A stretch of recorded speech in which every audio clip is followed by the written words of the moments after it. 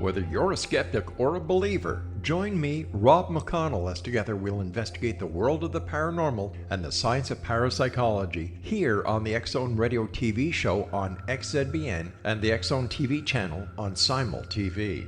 Since 1990, the X-Zone Radio TV show has been the place where people dare to believe and dare to be heard.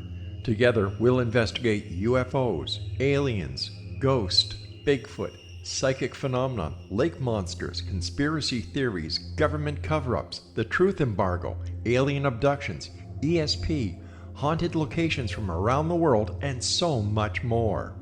With over 28 years of broadcasting and more than 4,500 individual guests, the X-Zone is truly a place where fact is fiction and fiction is reality, as evidenced by the credibility, integrity, and professionalism of the guests that we bring to our international audience. If you have seen a UFO, had a close encounter, seen a ghost, Bigfoot, lake monster, or a story that you would like to share or have investigated, contact me, Rob McConnell, by sending me your email to xzone@xzoneradiotv.com, or you can call toll-free 1-800-610-7035, extension 143, and on Skype, X-Zone Radio TV. For more information on the X-Zone Radio TV show with yours truly, Rob McConnell, visit www.xzoneradiotv.com or www.xzonetvchannel.com or simultv.com and xzbn.net. Until next we meet here in the X-Zone from our broadcast center and studios in Hamilton, Ontario, Canada, always remember, X-Zone Nation, keep your eyes to the sky and your heart in the light.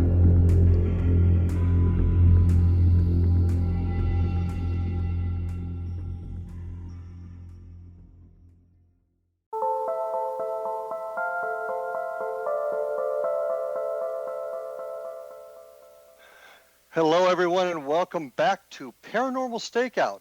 I'm Larry Lawson, your host, coming to you from the X-Zone Radio and Television Broadcast Network, headquartered in Hamilton, Ontario, Canada.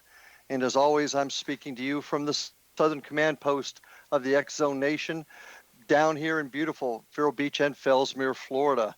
And it's a real treat to be back with everyone tonight. It's been a long week for me. But it's great being back with all of you to discuss our passion, our desire and need to know what really does exist on the other side. And tonight, to help us on our continuing journey, is a gentleman named Kevin Costa, the founder of PSIinvestigators.org. Kevin's been involved in the paranormal field for over 39 years. He has a master's degree in Humanistic Psychology and a minor in Parapsychology from West Georgia University. He owes his interest and dedication to the field to his mentor, Dr. William Roll. Previously, he is a board member of ParaNexus, a member of the South Florida chapter of the Spirit Team, and a scientific researcher at the Rhine Institute at Duke University. He currently is the founder of PSIinvestigators.org and a scientific researcher with a paranormal experimental group known as Truth Seekers. Kevin Costa, welcome to Paranormal Stakeout. Thank you, Larry. Yeah, hi, everybody. Glad to have you on. Interesting Thank you. background, master's degree in Humanistic Psychology, and I'm from West Georgia University. So you've been at this for a while, it looks like. Your degree in, what do you do for a living? Would I say your grown-up job? My grown-up job. During the day, basically, I've been for, I would say 39 years, everything from a middle school teacher, which I still apparently are at this point in time. I have about 5 more years till I retire. But I've been assistant principal of a private school, ran that for 6 years, and just love the education field. So I've been in the field for quite some time before I got into, of course, parapsychology. But that's been kind of a side thing that I've been doing for over 39 years, which now I can get more involved into it, and that's what I'd like to do with this organization that I belong to now that I founded. Well, educators, my group was founded by law enforcement officers and educators. I guess we're always searching for those answers. How did you How did you end up with an interest in the paranormal field? Where did that begin for you?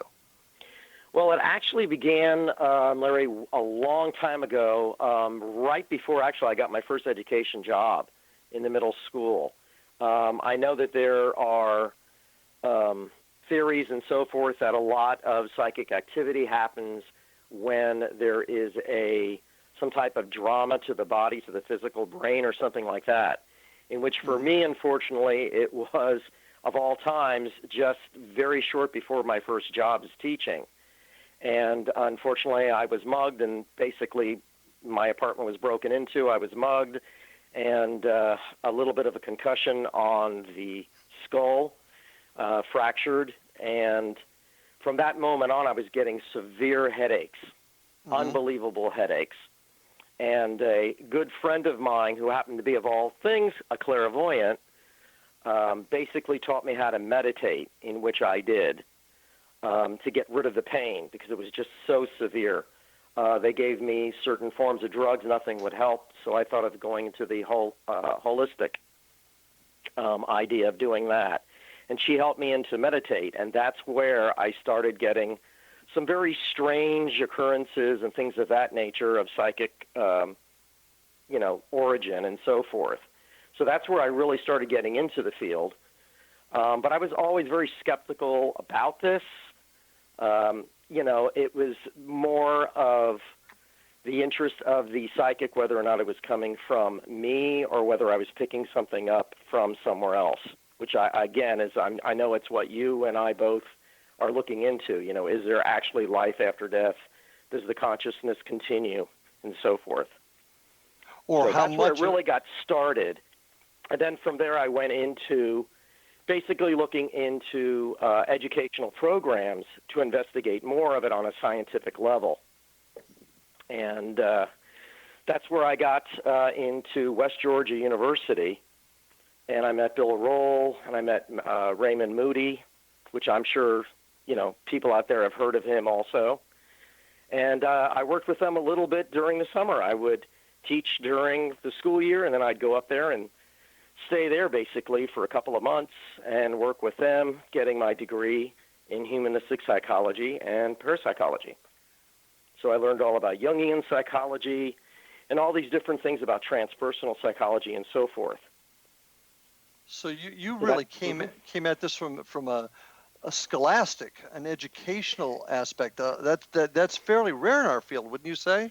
Yeah, I would say so, because most, unfortunately, of your so-called paranormal investigators today are basically there for the adventure, for the excitement, which I guess is okay, but they're not really there looking at more from any philosophical viewpoint, Mm-hmm. And that's kind of where I'm coming from. I like to really investigate more of there's more to this, and where is the truth behind this? Well, you mentioned you were a skeptic.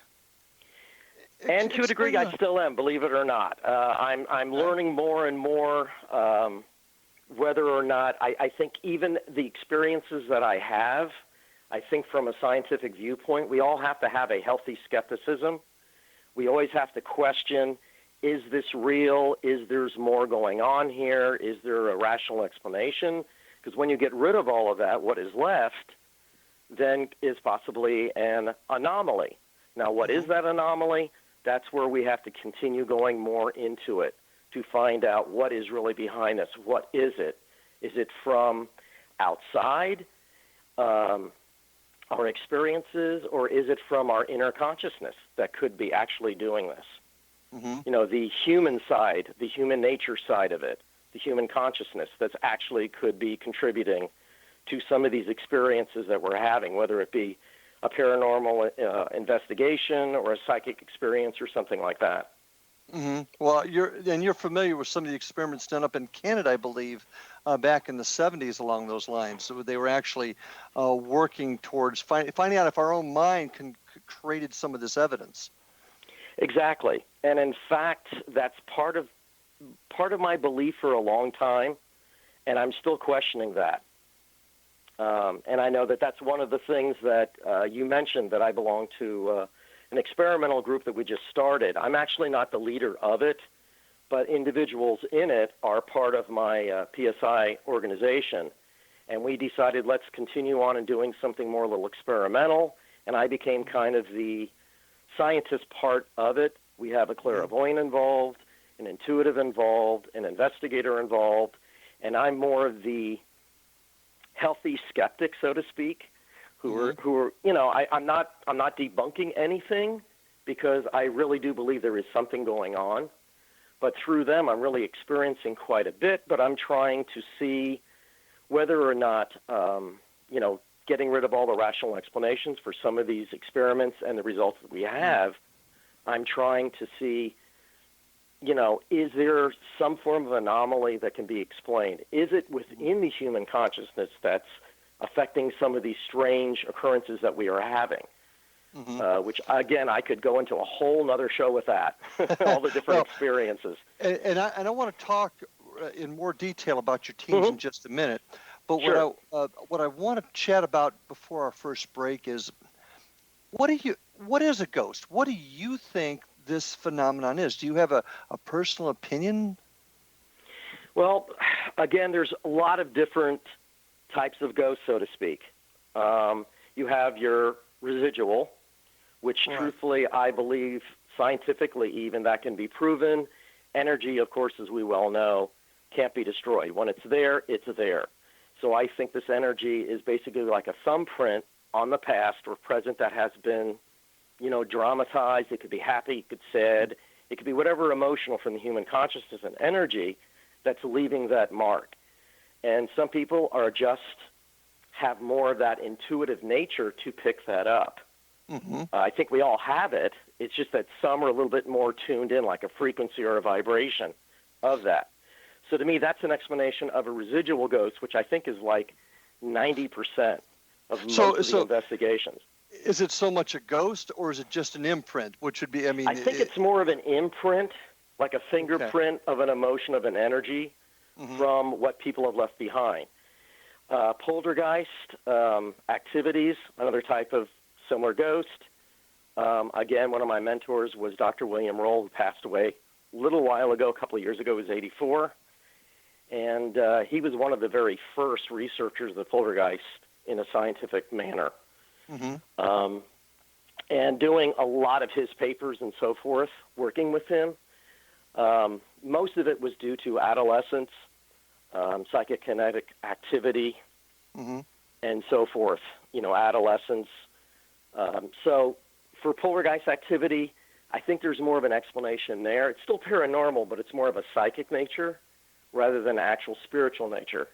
Now we get to the one that's the one that I'm investigating, and I question myself over, and that's the intelligent hauntings. That's the one that I think I have the most trouble right now from a scientific viewpoint to a spiritual viewpoint. And that's the one I'm investigating, I think, the most right now. The others I can explain, but what is behind an intelligent haunting? Is it that we are reaching the other side, or is it that it's coming from us in a psychic manner? Are we projecting this? As you said, the research in Canada, there's been other research also all over in investigating this, and that's what I'd like to see more of.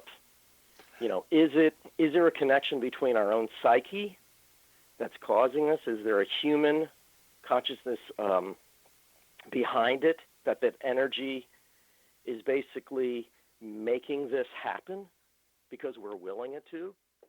Or are we...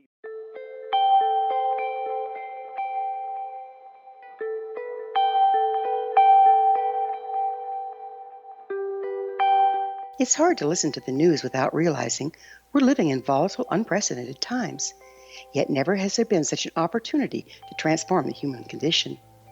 As old structures fail, where can we find the guidance to co-create a better way? Find Your Path Home is an ever-evolving, leading-edge information, education, and healing resource center designed to support and guide you on your path to unity and enlightenment. Based on sound principles employed by shaman worldwide, we provide techniques that can support you through the current transitions, offering online shamanic classes, international long-distance shamanic healing sessions, complimentary Mission Evolution radio episodes and Stairway to Heaven TV vignettes, seminars, retreats, and much more. All of this can be found on findyourpathhome.com.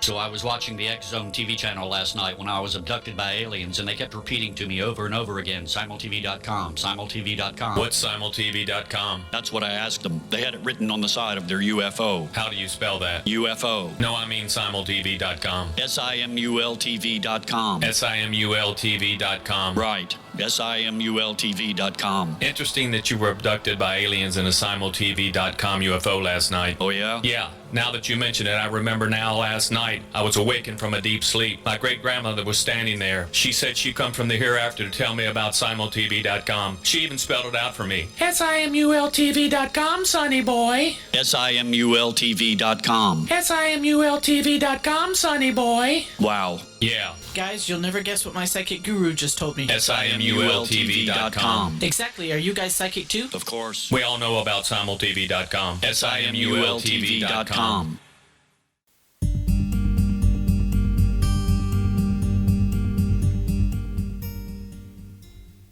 And we are back on Paranormal Stakeout with my guest tonight, Kevin Costa from PSIinvestigators.org. Kevin, just before the break, we were talking about that very heavy question about, do ghosts exist? And I want to get back to that just a second, because you hit on some really important topics with me, and that is, how much of this is the other side? How much of it is ourselves? And is that a possibility? Your opinion, going back to my perspective, do ghosts exist? Does the other side exist? That, again, is the as you said, it's the greatest question in the world. Does the other side exist? I think, truthfully, that's what we're all looking for. We're all looking for that hope that there's more out there than just the pure existence that we have. That when you are in passing, or your loved ones, that there is a way of reaching them. I have had so many experiences in the past that, again, I could tell you a whole other show about, as well as just recently through our experimentation. And in all fairness, I'm starting to ease more toward the spiritual side to a degree, with a scientific kind of like look at it or proof of it, which I think is what we need to do. We need to look more into the possibilities that, yes, ghosts do exist, or the spiritual side of, whether it be a dimension, whether it be an alter consciousness, a collective consciousness. I'm looking more at that from a scientific aspect, that there's got to be more something there that we are tapping into. Well, and I agree with you, but why haven't we gotten there yet? I mean, we're using basically the same techniques, the same equipment, a little fancier maybe, but the same techniques and equipment we've been using for 20 years. How are we going to go forward? How are we going to create the experiments or the equipment to do it more scientifically?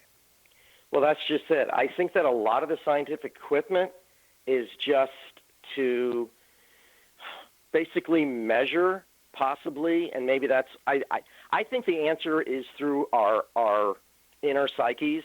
I really think that the human part of us, the consciousness part of us, that's where we're going to finally attach and find the answers. And that's why I think the paranormal, parapsychology, and so forth has somewhat failed. At Rhine Institute, when I was there, it was all about measurement. It was all about statistics. It was finding the proof 100%. Which you're talking about the human psyche, you can't. I mean, there's so many different things that are involved in human behavior, personality, environment, influences. So when we're looking at how are we ever going to prove this, or how are we ever going to find out, as you said, we've been doing this for so long. I think we've been doing it kind of like we need a marriage of the two, the science and the psychic. We need kind of more of a marriage between those. And that's my belief. And I think that more investigators need to develop their psyche a little bit more. And maybe there will be that connection. Okay. You brought up an interesting comment earlier that I don't know that people really differentiate much between. You said the spiritual versus the psychic. I think a lot of people connect the two. Okay. What are you seeing are the differences there? Give me your explanation there, because it kind of fits into what you were just saying.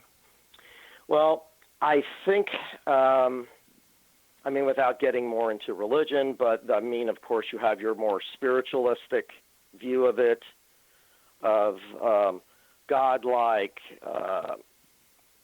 heaven and so forth.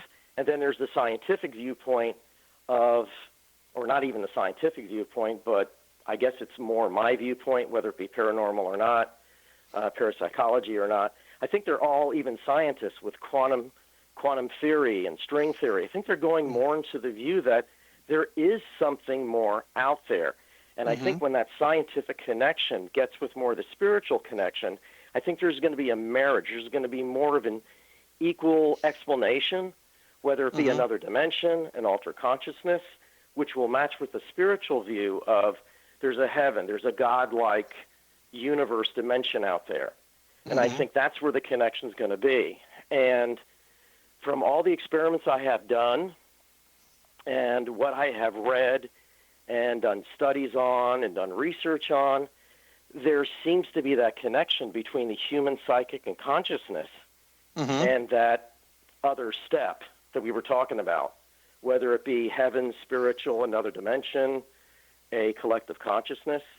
And that's my view. I'm getting more that what is a ghost, I think what the intelligent ghost, which I think is the one that I would like to basically delve more into, that intelligent one, that's where I think, truthfully, we are getting more into that collective consciousness. Okay. So what you're saying is that a lot of mediums talk about the spiritual world and spirit guides. That's the same thing, all being connected into one, and you think that's where we're heading. Do I have that right? I think that is, yes. Okay. All right. Well, then I got to go back to the initial question of how the heck do we get, and it's a rhetorical question, Kev. I know you don't have the answer, but how the heck do we get there? Because we've got teams out there, and you mentioned them earlier, and there's nothing wrong with folks folks go out for the adrenaline rush, the bump in the night. But and let's face it, Larry, you and I both have had that same feeling too. Oh, it's just human nature. Are you kidding me? My adrenaline still gets pumped up when a door slams or something like that. Oh yeah, sure. I'm certainly not denying that, nor saying that's not important.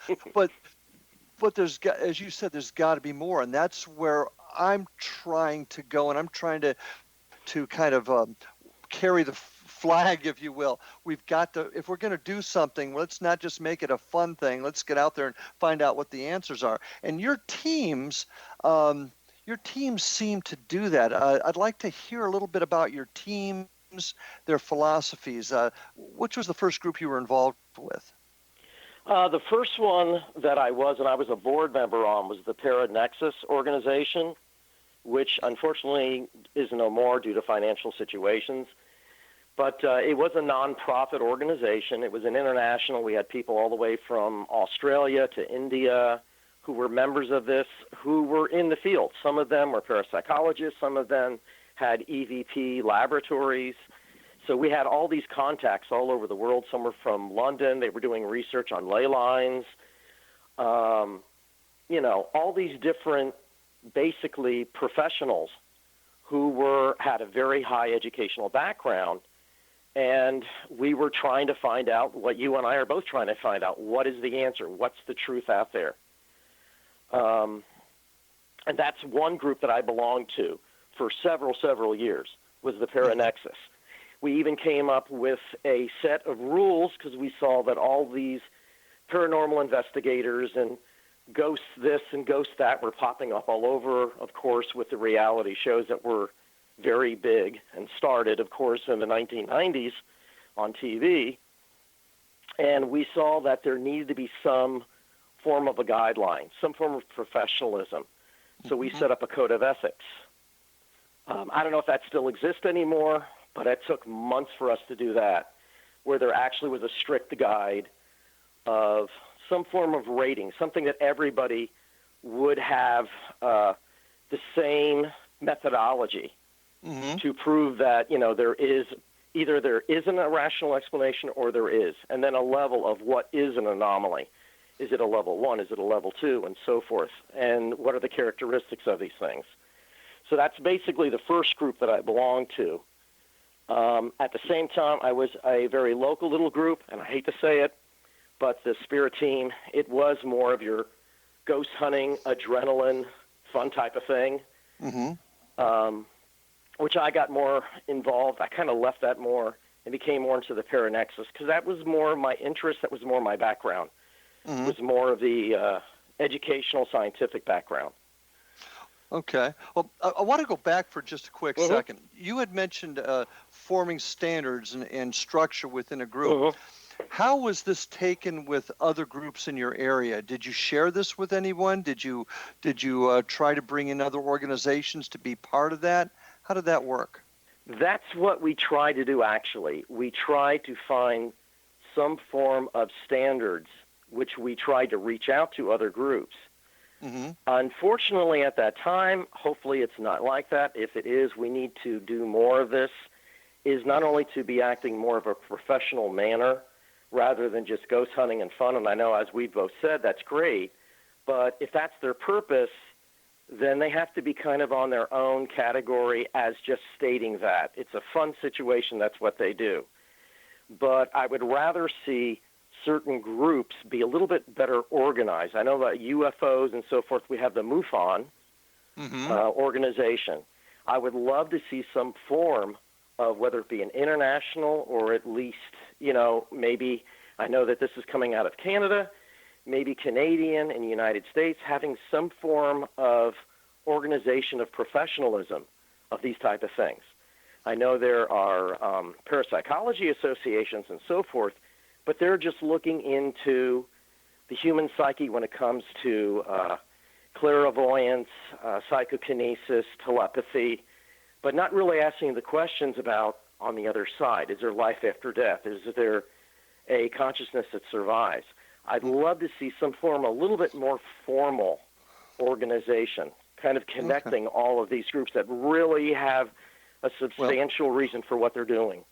Well, we're going to talk about that a little bit more. Plus, I'd like to hear also about this latest endeavor that you're involved with when we get back after our break. So, folks, great. I'm Larry Lawson here on Paranormal Stakeout. My guest tonight, Kevin Costa. We're going to take a short break and be back with you shortly. Stay tuned.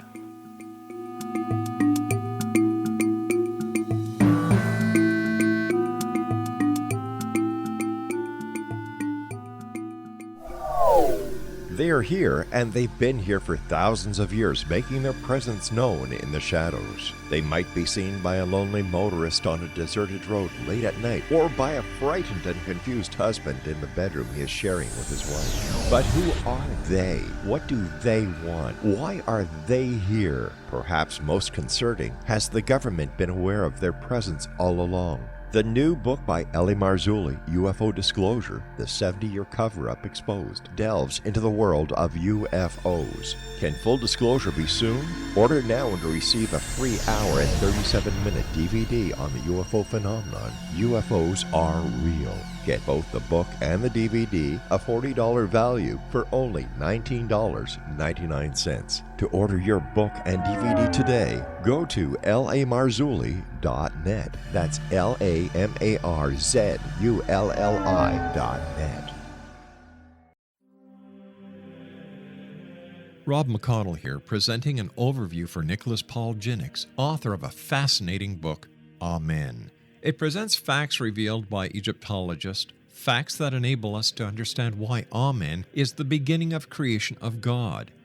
It provides recommendations for religious leaders of the major religions to unify their beliefs and teach the Word of God. Love one another. Amen informs people how mankind conceived God.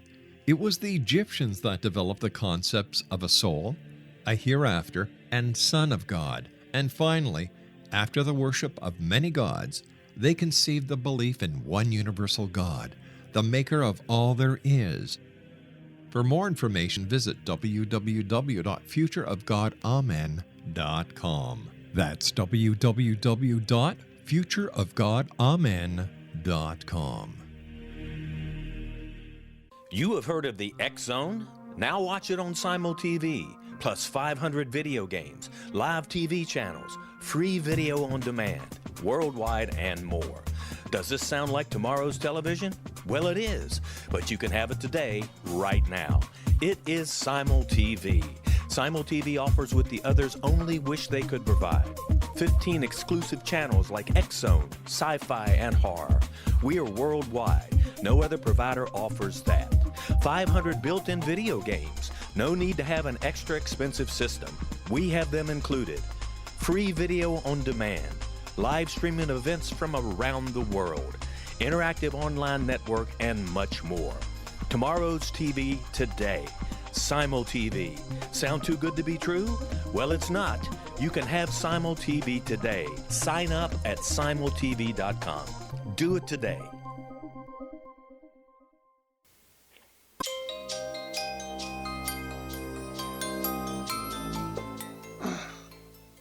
And we are back for round 3 of Paranormal Stakeout tonight. Thanks for staying with us, folks. My guest tonight, Kevin Costa of psiinvestigators.org. Kev, we've talked about some philosophies. We've talked about your group, and I think you've made really a case also for the structure and standardization a bit in our field, which is something I've been preaching about in this show for a good year and a half now. One of the things that I'm frustrated with is I hear a lot of people want to do it, but we can't get folks together, and I can't help but think sometimes it's ego, sometimes it's reining into some people's parade, so to speak, and maybe even delving into an area that they don't want us to because maybe they're not being as upfront as they should be, if that makes sense, in their groups. I think that's totally plausible. I think it's totally plausible. Yeah, I agree with you 100%. I think that, unfortunately, that's where, as ParaNexus, we kind of failed a little bit trying to get and reach out to groups. A lot of them would not reply back. Those that did wound up, just because we were an international organization, wanted their name in there basically so that they could advertise their organizations, and not really becoming more of a professional situation in which they were questioning the truth and trying to find out, but more of, as you said before, kind of like a ghost adrenaline, let's have fun, kind of like organization to attract attention primarily. In other words, if they were attached to more of a so-called educational, professional, organization or situation, that would basically bring them more people coming into them. And that's really not what we were looking for. We really wanted a little bit more this professional feeling of individuals that would share their ideas, would share their research, people that would not be, I would say, more open-minded. That's what we were looking for. Mm-hmm. And unfortunately, I think there are so many groups out there that, as you said before, I think the reason why people, they don't want to do this is because they don't want to share, or what they are afraid of sharing is going to be rejected in some scientific way. Whether it be scientific way or proving that it is not 100% truth or there is rational behind it, because then they're not going to get that calling of people coming to them, etc. Agreed. And I don't know that we're ever going to get to the point where we can prove any of this 100%. Even religion is a step of faith. You can't, and so we've got that issue here. But what worries me, and much like religion and many sectors, people take advantage of folks' desire to want to believe. And causing harm. So that's a big issue with me, with some of our groups too. They have a tendency to make promises they can't keep. Sometimes it's with good intentions. Sometimes it's to feather their own nest, if you will. Right. But I want to move on to your latest endeavors with your latest group here. Tell me what your latest group, the Truth Seekers, and we called ourselves the Truth Seekers. We're kind of an experimental group. and I know you have strong feelings about this too, so do I, about the old skull group that was designed back in England for many, many years, which started out as a scientific type of group of clairvoyants, mediums, etc., that were trying to prove that what they were doing and what they were seeing, or their impressions, their visions, whatever, doing it more validation through scientific endeavors. Yeah. And that primarily I really liked. And for my PSI group, where I had 2 members, and then we had an individual who was a medium from England who happened to be the secretary of the skull but quit because, unfortunately, certain circumstances that I know we don't want to get into. But it was just that there was a faltering out, and it was not becoming so much more of a scientific than more of the entertainment type of side of it. Well, and just so that I can let the audience know, the skull experiments were back into the 70s and 80s, I believe, in England, and it was a group of folks that did some very in-depth, long-term investigations into contact with the other side. And once again, folks that may have they had some great intent, but scientifically they did not hold the standards of keeping basically keeping the experiments clean, keeping them sterile, I guess is a better word. And right. And they took a lot of criticism for the evidence that they claimed they got, because there just were no scientific standards involved. So a lot of heat there. And that's become even more in the modern time. So their secretary who quit happened to wound up being a friend of some of my members of my PSI. And through her, we decided, why don't we start something very similar? We had a clairvoyant, we have an intuitive, and then we have paranormal investigators and myself, who would try to look at these things in a more experimental scientific way. And that's kind of what the Truth Seekers started as. We started this now, I would say almost a year ago. And we started with 3 to 4 people. We're up to about 5 now. It is a closed group because we want it more close-knit, where we get to really know each other very well, share, again, my belief is there's a lot of psyche involved, the human consciousness and so forth. So it's not like you can just bring in a stranger and then all of a sudden things are going to happen. It takes a long time to develop. And I think that's what we've been starting to do. We've been having all different forms of experiments when it comes to, and I do have a lot of questions about this. Some of my individuals at times are thinking that I'm a little bit too skeptical, but I would rather try to keep us on the ground, so to speak, than think everything that's happening is an anomaly. Okay. Whether, Well, let me ask this question, and I want to talk to you about you talked a lot about the experiments you're doing, and I'd like if you could share a little bit of how some of these experiments work, but most importantly, what sort of safeguards do you put up to keep your experiments sterile? What area? Well, for instance, let me give you one experiment, one example. There is, of course, the old, and I know people freak out when they hear, Ouija boards and everything like that, which actually was a game by Hasbro when it first started. But the original, and I may be pronouncing this, I apologize, in the French planchette, was actually a form of automatic writing.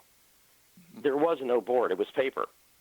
And basically it was individuals placing their fingers on the paper and then, supposedly clairvoyantly trying to reach the other side. The spirits would come through and they would control the individuals, and it would draw something, a message or whatever the case may be. That was the original spirit board. Now, we have tried that several times. We didn't get much in a drawing sense, and I would, for instance, not be a part of it at times, and I would have my camera, I would have a geophone, an EMF, all these different type of technical things away from the group. I would, first test everything out, stomping on the floors, making sure there was air conditioning, wasn't affecting the EMF, no electrical charges, nothing at all, before we would do the experiment. And then we would go through and do this, and there would be some physical sensations with some of the members, including myself, in which we would get very chills, goose pimples, hair standing on end, as if there was a wave going through us. The planchette would move, and again, here's my skepticism. You know, are we moving that subconsciously, not knowing it, or is something going through us moving it? But here or there, saying that, when we had these chills, what happens, again, and I'm filming this, the geophone registers, which I go over afterwards and I tap the table to make sure and so forth, and the floor, the floor around it, nothing happens. Yet when we did this, the geophone would go off, meaning it lights up, meaning that somebody was actually tapping on that machine, making it go off, or the EMF were flashing. And my feeling is that there's more than one thing that's happening at the same time. We had a physical response. At the same time, the EMF is going off, which means there's some form of static electricity, energy in the air that was not there earlier. And then there is actual physical contact of a machine that is close to 8 feet away from us. So that's where, it's a little bit more scientifically measured when you have more than 2 or 3. Now, again, what caused all this? I don't know. Okay, well, and I think that goes into what I said earlier. We've got to do something to create. If we're going to use instrumentation, we've got to improve upon it. Right. Have you considered, or do you use an independent witness in any of your experiments? Somebody that is not connected to your group, that is just independent. That is what we're trying to get into, possibly bringing another individual. I mean, it's taken us a long time to develop this far. We brought another individual in, but I would rather them, as you said before, being somebody that is not so-called any form of the spiritual realm, clairvoyant, intuitive. I'm trying to somebody that's totally, separate from the field. Right. Interested in the field, but definitely not involved to the point of claiming to have any special talents or anything like that, which is our next step once we start getting the experimentation. I mean, I've done another thing in which we've had the spirit board, and the way I've done that to be a little bit more scientific, because I've seen it before where, people are moving the planchette and so forth around, and I don't believe in that. Hey, Kev, I got to put the brakes on you for a second. We're getting close to our last break. Folks, we're getting ready for our last break here. Stay with us. I'll be back with Kevin Costa of PSI Investigations right after this.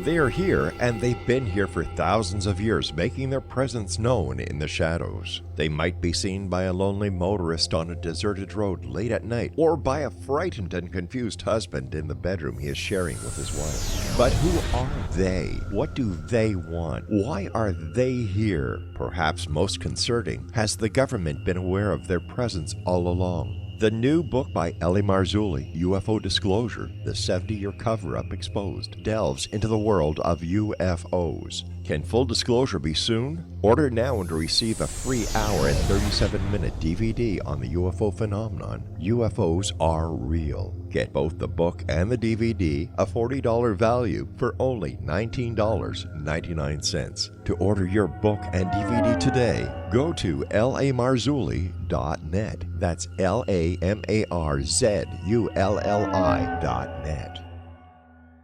So I was watching the X Zone TV channel last night when I was abducted by aliens, and they kept repeating to me over and over again, simultv.com, simultv.com. What's simultv.com? That's what I asked them. They had it written on the side of their UFO. How do you spell that? UFO. No, I mean simultv.com. simultv.com. simultv.com. Right. simultv.com. Interesting that you were abducted by aliens in a simultv.com UFO last night. Oh, yeah? Yeah. Now that you mention it, I remember now last night I was awakened from a deep sleep. My great-grandmother was standing there. She said she come from the hereafter to tell me about simultv.com. She even spelled it out for me. SIMULTV.com, sonny boy. SIMULTV.com. SIMULTV.com, sonny boy. Wow. Yeah. Guys, you'll never guess what my psychic guru just told me. SIMULTV.com. Exactly. Are you guys psychic too? Of course. We all know about simultv.com. SIMULTV.com.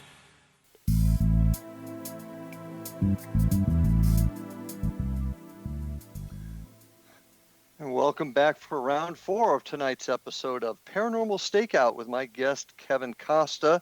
You can check out Kevin at his website, http //psiinvestigators.org or www.psiinvestigators.org. And I'd also like to invite everybody to take a look at my website or contact me at www.paranormalfbi.com or www.paranormalstakeout.com here on the X-Zone Broadcast Network. Also, if you get a chance, folks, I really would recommend you take some time to see some of the other terrific programming on the network. Just go to www.xzbn.net for all the programming here on the X-Zone Broadcast Nation.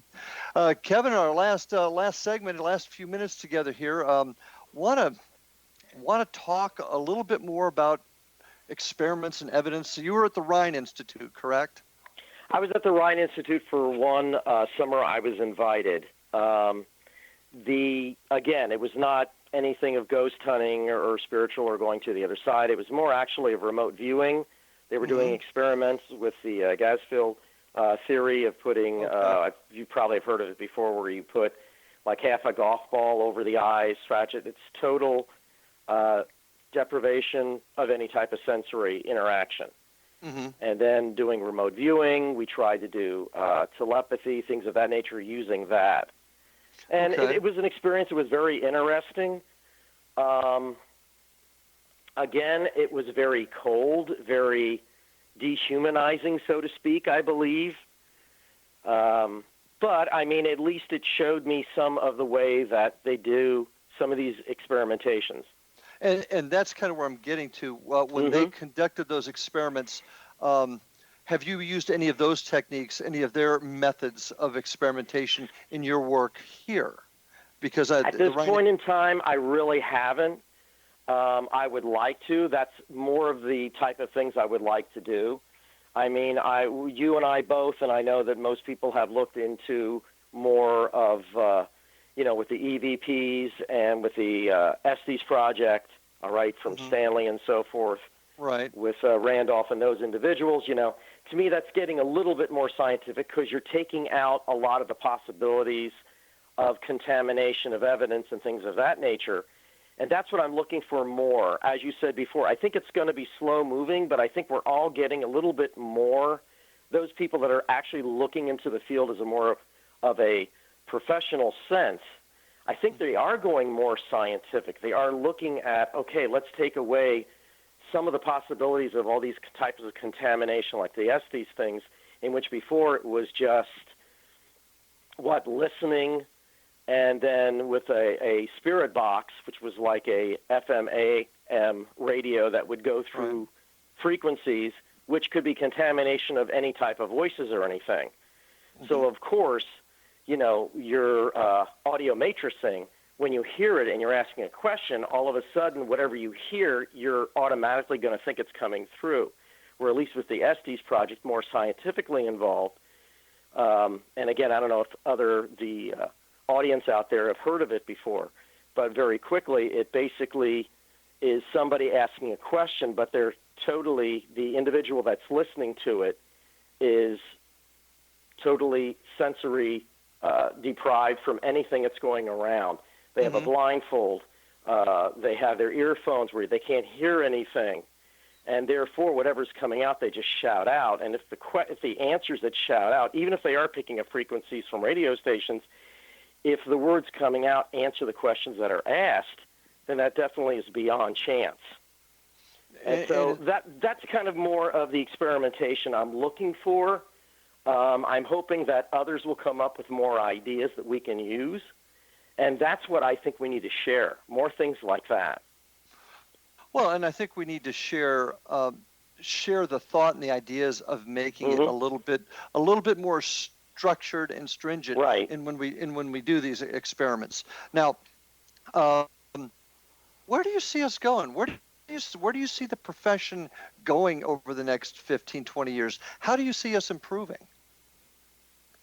Well, in another 20 years, I will probably one of those individuals on the other side that can come back and haunt you. But besides that, you know, maybe I'll be like Houdini and come up with a secret code that you can try to find out, you know, is there really life after death?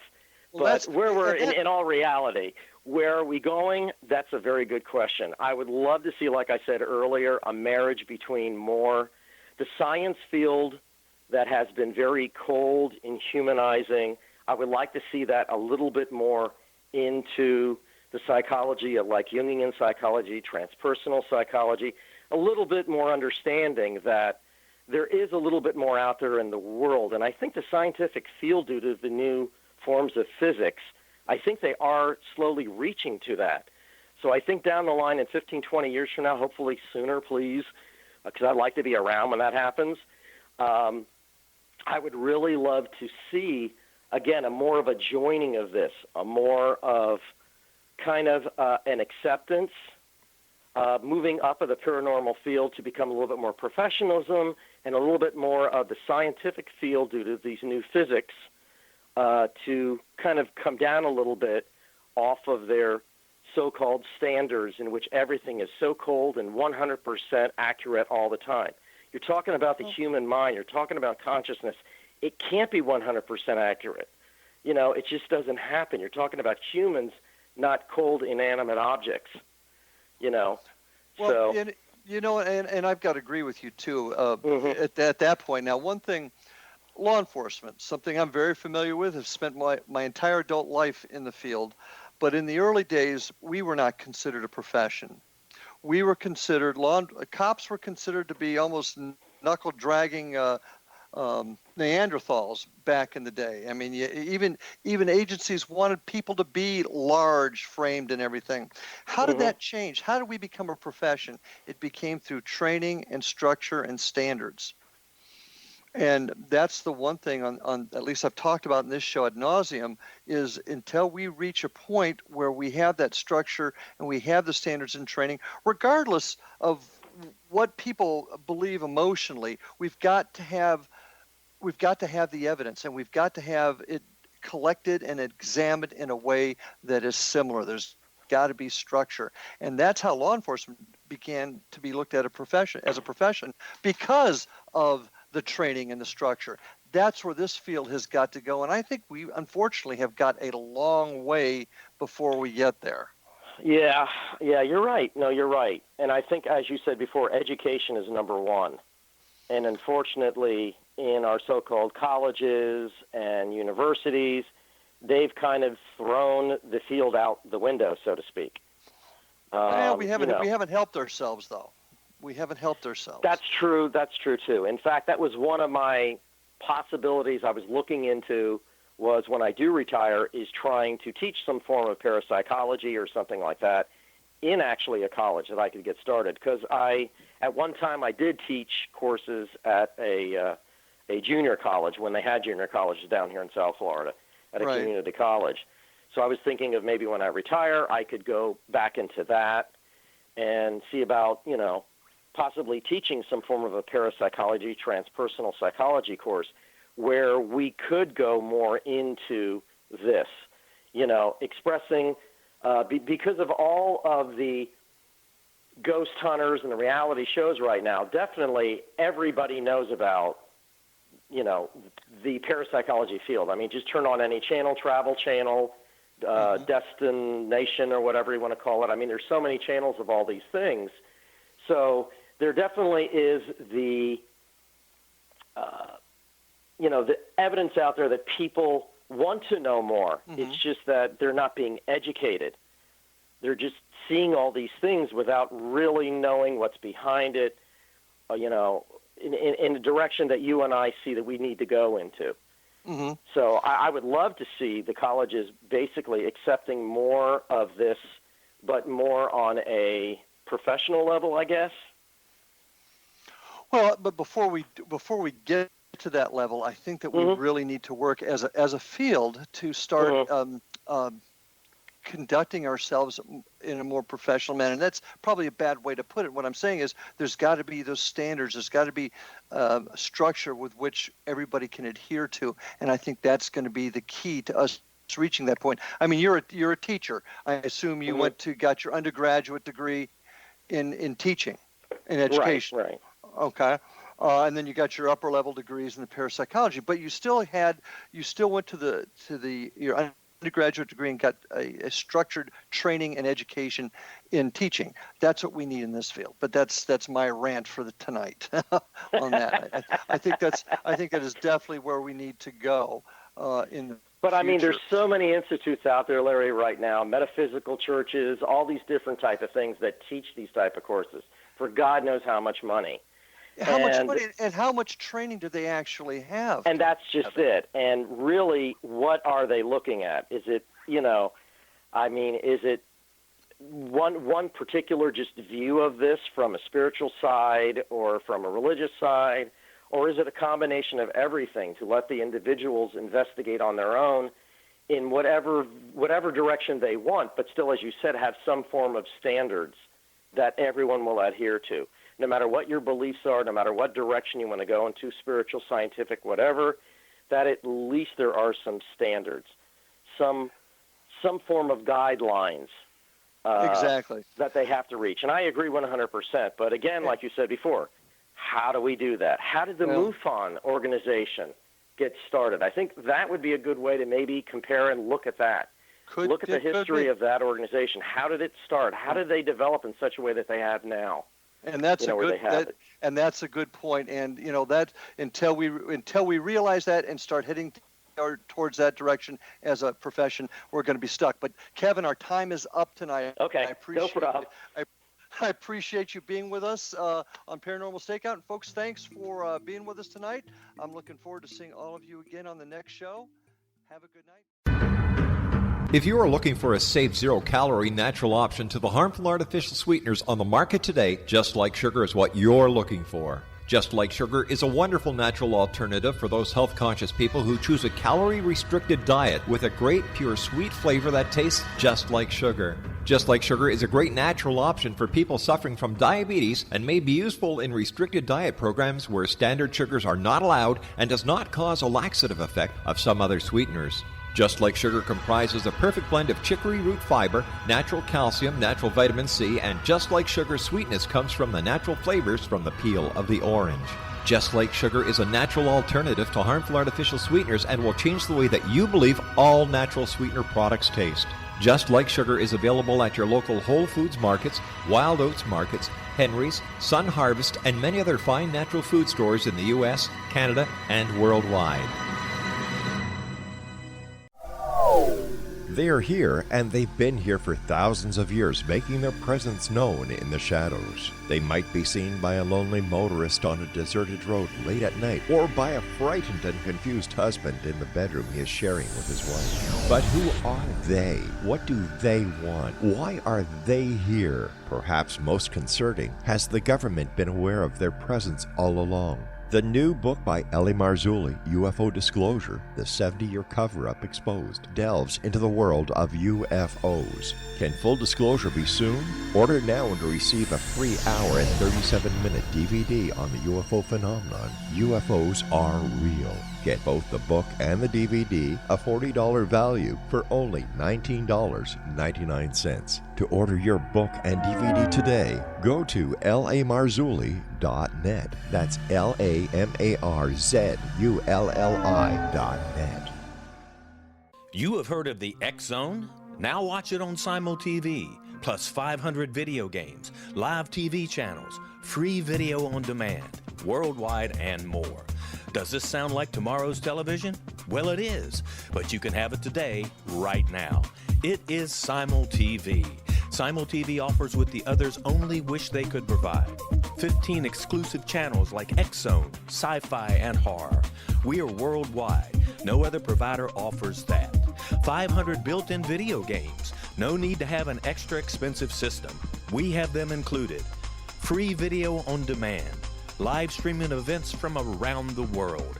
Interactive online network, and much more. Tomorrow's TV today.